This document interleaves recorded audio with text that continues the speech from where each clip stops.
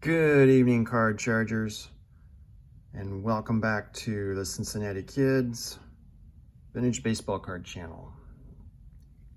It is Tuesday, February the 6th, and tonight I'm going to have an interesting video for you. A little bit something different. I've been looking forward and planning on this one for a little bit. A little thought in this, a little bit of research. But first off, I would be remiss to not acknowledge and express my gratitude to Sammy Thunder. Shout out to Sammy Thunder, and he and Orlando of A Collector's Dream. Shout out to him as well. I'm sure most of you are aware of this, had a contest on their giveaway contest on a live chat that they did commemorating each of them reaching 2,000 subscribers. So congratulations to them. And I was lucky enough to win a card, and Sammy sent it to me over the weekend, and I'm just now got it to open for you. And this was, it's just a card ungraded, and what a dude. He sent it to me in a fully padded envelope. You know, a lot of people, when I've bought cards from them off of eBay, they're just in, a top loader, like this.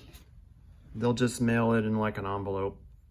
And I haven't had any trouble, like an envelope like this. And I haven't had any trouble with it for the most part. But that's exactly how my Vada Pinson 62 Tops, the story I did on that a few videos back, was sent all those years ago and got caught up in the mail, thing. So just additional shout out to Sammy at Sammy Thunder for just taking the time and care to do this, because this is extra money to package it like this. So really appreciate him. So let's take a look at it. I'm gonna clip it open here.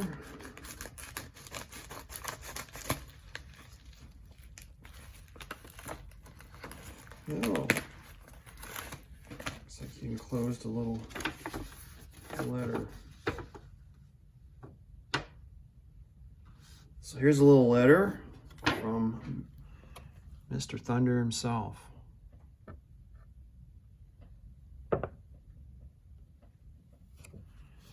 So it's thank you for entering into the giveaway. Congrats on the Topps 1968 Bob Gibson. Enjoy and thank you for your continuous support.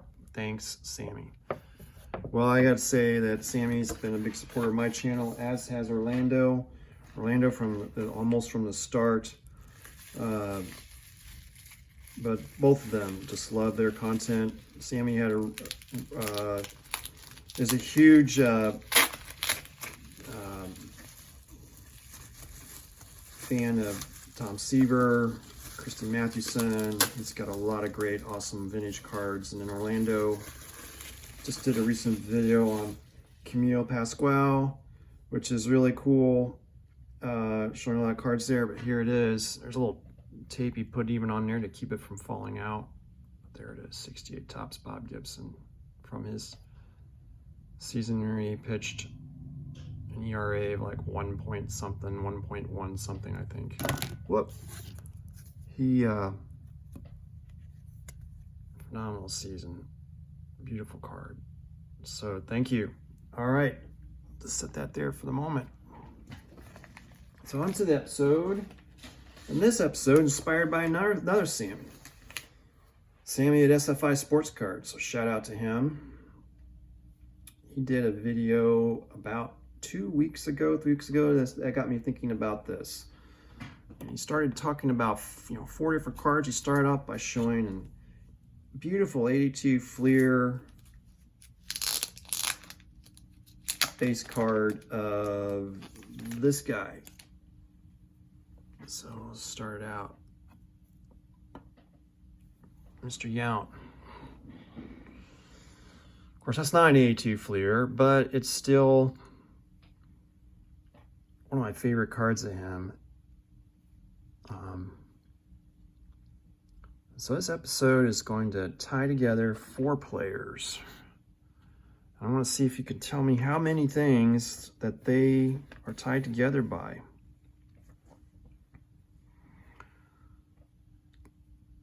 I'm going to put Robert right over there. Here's another one.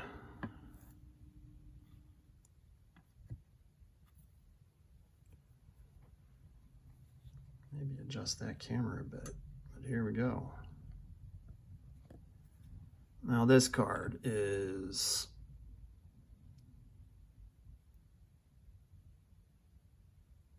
just absolutely stellar. This is a shout out to old Dylan out there in Hawaii. So cherry! One of those Gilded Collection Ray Wave, the Barry Larkin. So, what's in common there? Let's keep looking. Now we got this guy.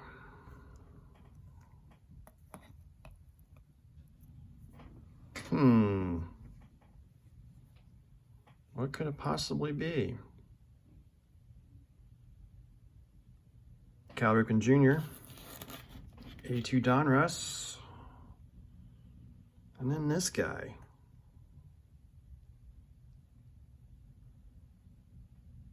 Oh, there, that's better. A little dust on Ernie's face there.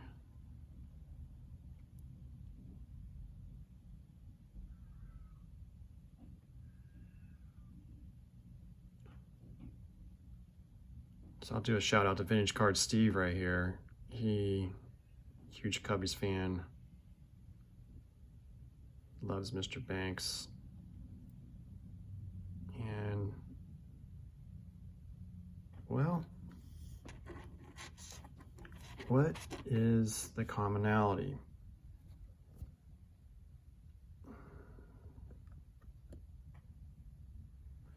Well, time Mr. Yount was playing for the Brewers, they were in the American League. And Mr. Ripken played for the Orioles. He was in the American League. Well, Mr. Banks and Mr. Larkin played for National League teams, so that can't be it. Well, we all know right off the bat, they're all Hall of Famers, so there's a check there. There's one thing in common. And this is the inspiration that was grabbed from Sammy at SFI Sports Cards again. At the end of that video, he suddenly dawned on him that, well, all of them were MVPs. And yes, all 4 of these players are MVPs. 3 of them 2 times. 1 of them just once. You probably know that. They are also shortstops. All of them are shortstops at one point in their career. But only 1 of them, I believe, count me wrong, was a shortstop their entire career. Or else I never saw them play anything but shortstop in their career. They all played for the same team their whole career.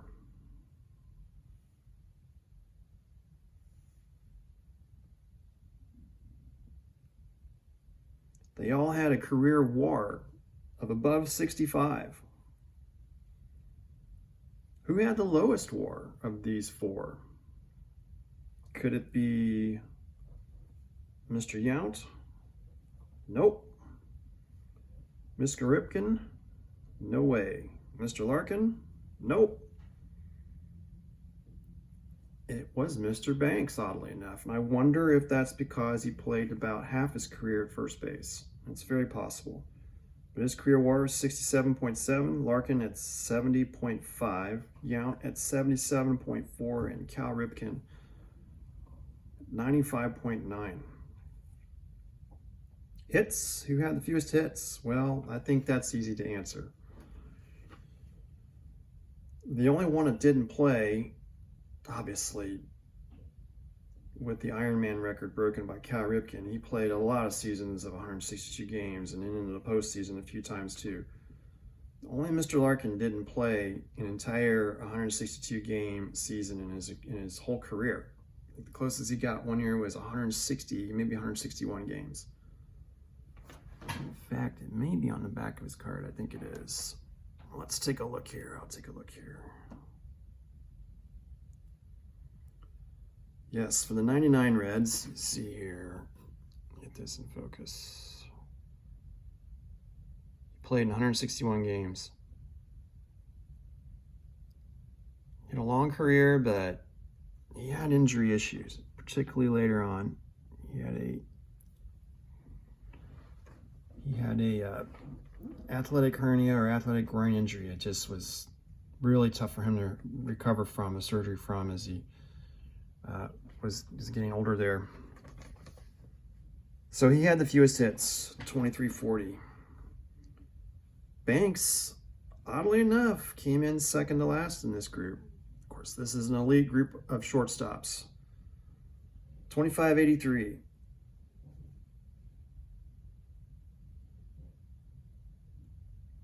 Yount at 3142. And this slightly above him, Ripken at 3184. They all scored a lot of runs, with Ripken scoring the most. Who scored the least amount of runs out of this group?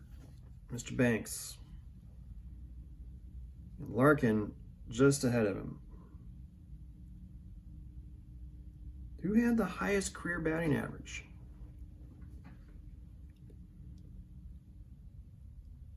The lowest, again, Mr. Banks. Had a not too shabby 274. Ripken was just slightly higher at 276.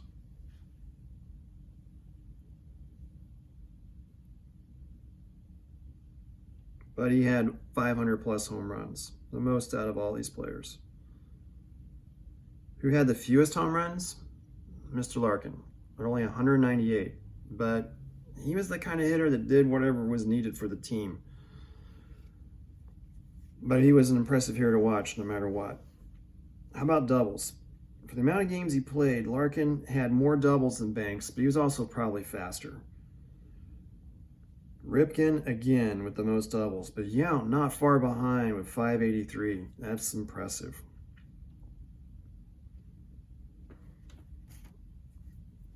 So what puts all these shortstops together? It's maybe the greatest four to play all time. All in Hall of Fame check, all were an MVP, all played shortstop, all played for the same team their whole career. And then before you ask, okay, well, what about Ozzie Smith? Didn't play for the same team his whole career.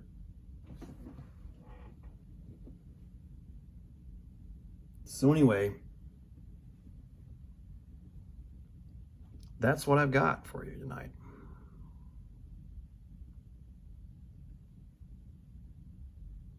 Four amazing players.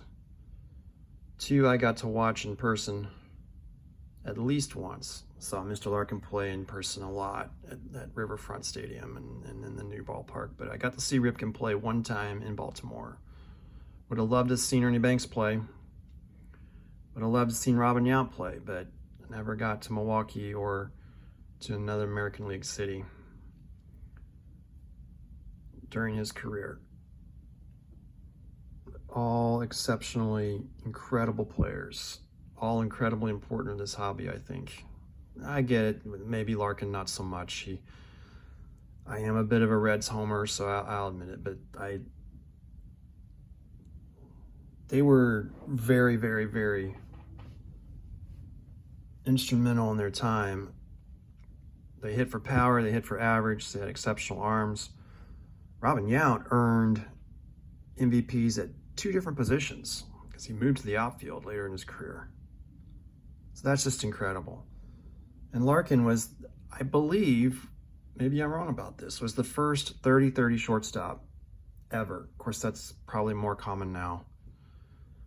But he hit 30 home runs and stole 30 bases, 30 plus bases the year after his MVP year. So thank you for watching, putting up with me tonight. I really appreciate sharing this video with you. So until next time, I'm going to saddle up and head off for the highway.